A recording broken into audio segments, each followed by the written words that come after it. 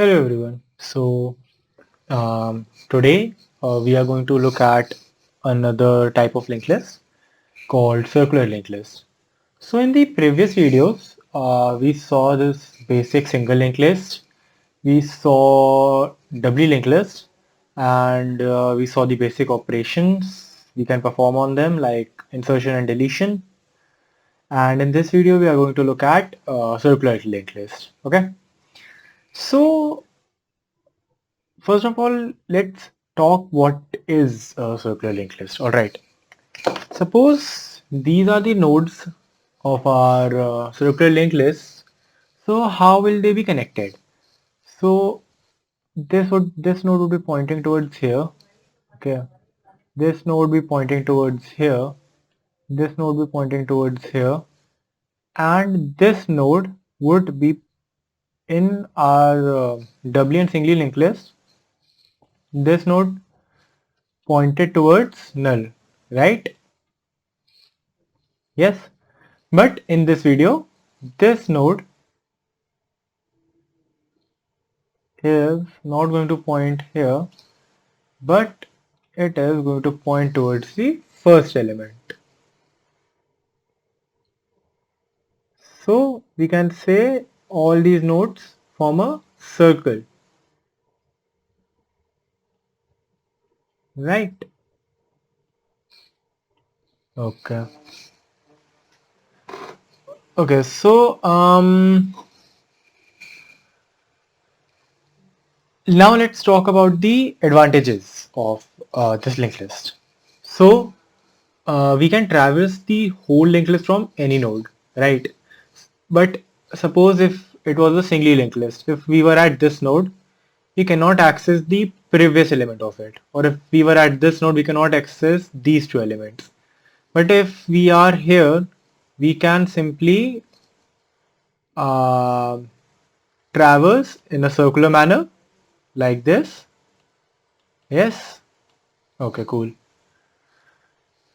And the second advantage is we can insert at beginning ending by just maintaining a tail. Yes. What do I mean by tail? Suppose this is our head, or let's do one thing. Yeah, let's clear this out.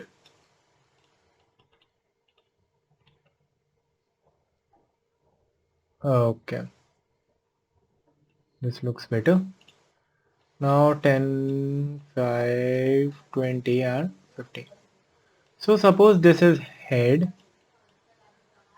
and the last pointer pointed toward it is going to be tail. So the main advantage is we can insert at the beginning ending by just maintaining a tail.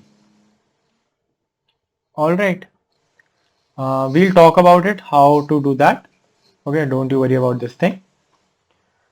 And the main disadvantage of circular linked list, as you can think, is that implementation of its operation become complex. Yes, because in a circular linked list, as we have to maintain a pointer for the last element as well.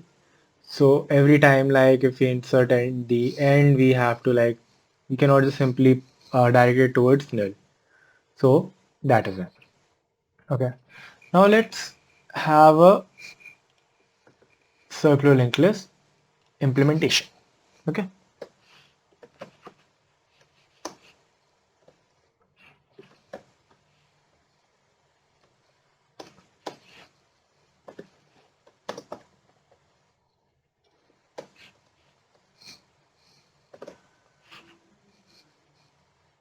Here we are going to have a struct node. It is going to have int data and node star next, right?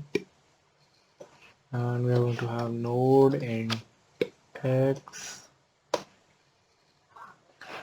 Data is going to be x and next is going to be null. Okay. Let's have our int main function here. Let's have our node head as new node. Okay. Uh, Head next is new node. This. Okay. Head next. Next to be new node. This.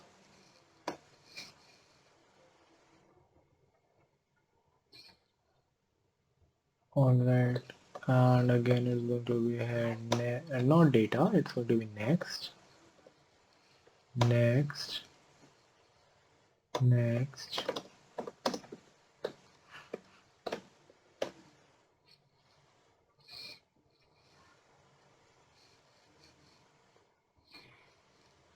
Alright, and its next is going to be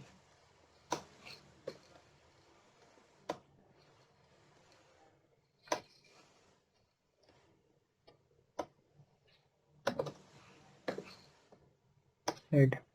Okay.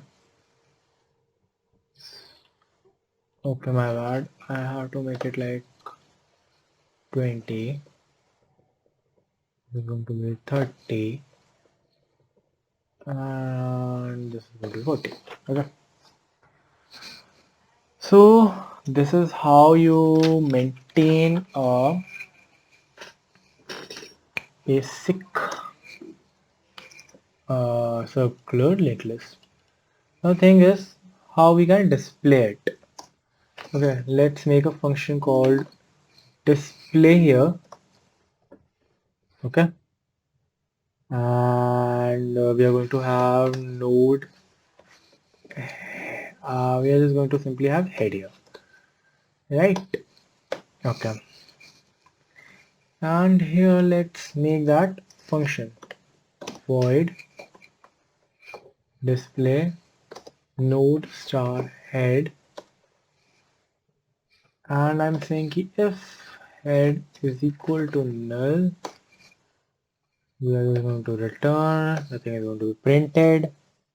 Okay, now simply what we do in singly and doubly linked list was we simply just traversed by incrementing the operator, and as soon as we reach null we come out of the loop and print the answer.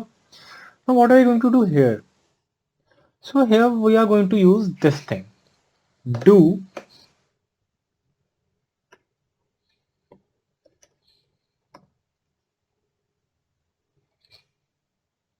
cout cur data. Cur is is going to point towards what do we say, head.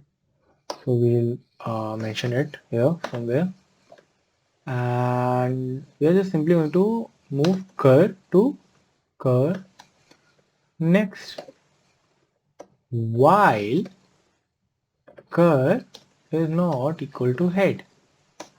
Okay, so in the do part what we do is that, okay, 1 minute. So let's have node star cur is equal to head. Okay, yeah. Yeah, so note cur is actually pointing towards head right now. When do while loop, what happens? I'm assuming you know that, but let me explain it once. It performs the do operation first, regardless of anything, regardless of any restrictions, and then it goes to while loop. So that means this function will occur once at least, and then it will check the conditions. Okay, and let's have indel also. Right. Now let's try and run this program.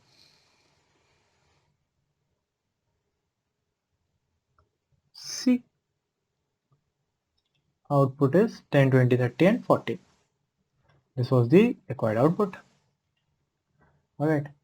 So I hope you got a gist of what is a circular linked list and how to form a basic circular linked list.